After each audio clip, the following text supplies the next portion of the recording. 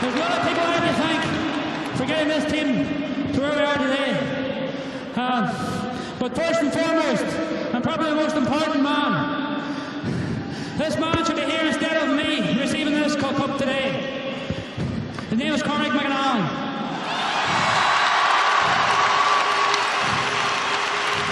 2 months before Cormac was taken away from us, they told us bunch of players that they didn't want to be part of a Tyrone team that only won one Ireland. Well, Cormac, you now have two.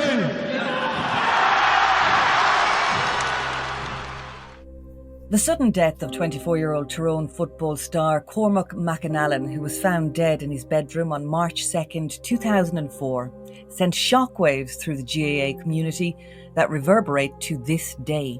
I rang 999, but we're out in the country and it was going to take a while anyway. They tried reviving him with a defibrillator, but it didn't work. And when you see cases, whether it be Fabrice Muamba or a young lad from this area who was playing rugby in Donegal recently and was revived by CPR, and other examples, you wonder if I had been better prepared, would I have been able to make a difference? Cormac's death signalled the beginning of a nationwide screening campaign for underlying heart issues in players, and saw the installation of defibrillators across GAA grounds with the help of the Cormac McAnallen Trust.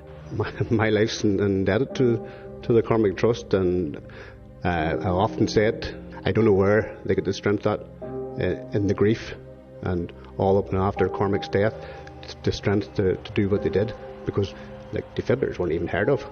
So what they brought around is it gave me and my family and my kids a second chance in life.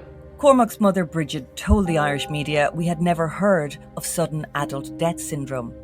Back then, healthy young people dying suddenly was such a rare occurrence that the Irish Times reported an average of 5 sudden cardiac deaths in Irish sport each year in the 14 to 35 age bracket. That was considered a lot. The paper reported that the GAA was setting up a database to monitor the health of its players and to ensure their safety. GAA President Nicky Brennan told the Irish Times on January 31st, 2007, in fairness, all this really came to a head after the death of Cormac McAnallen. That's what promoted this whole idea, and the issue certainly hasn't gone away.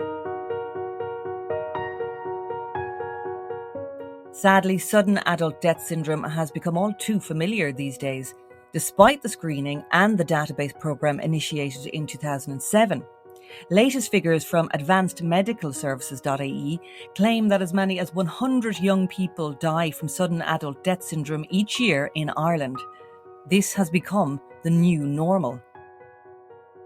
The GAA have the full and proper statistics, but management haven't released them to the public for some reason. In 2021, the GAA was instrumental in the rollout of the trial COVID-19 injections that are officially linked to heart issues. But this is something the association's top brass ignore while paying lip service to each and every sudden death that goes by without fanfare.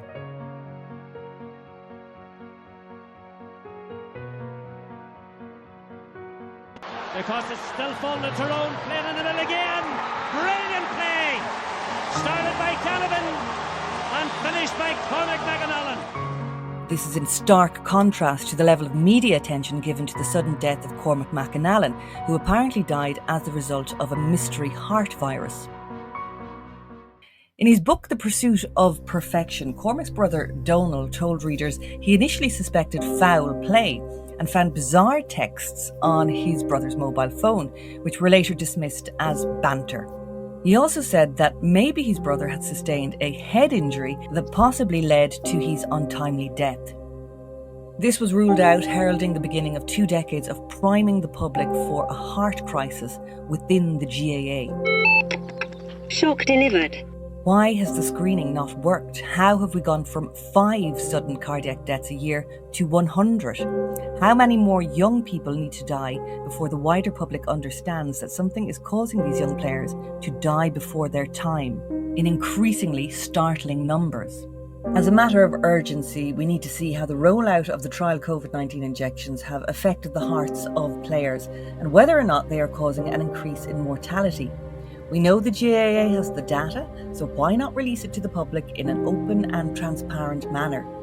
We also need clearer reporting so we know whether or not deceased players had entered the COVID-19 medical trial known to cause heart problems, so we can separate them clearly from accidents and suicides. 21 years since the death of Cormac McAnallen, and all has changed. Defibrillators are everywhere, but our young are dying at rates we can no longer ignore.